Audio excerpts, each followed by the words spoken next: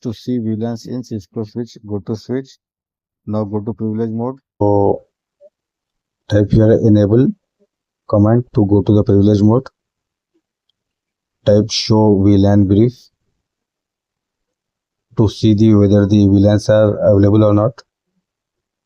You can see here only default VLAN is available and all the interfaces are connected to default VLAN only. Okay. So these are the default VLANs in Cisco switch.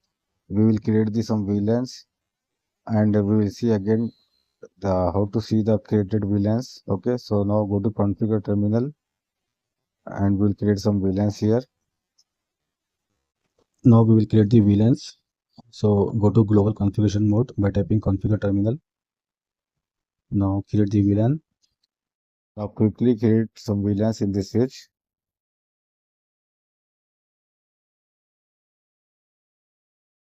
So VLANs are created. Now we'll show the command to see that VLANs. Okay. Now go to privilege mode.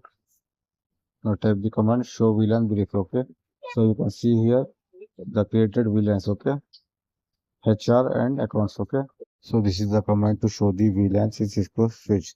So friends, if you find this video helpful, I request you to please like, share, and subscribe to my channel.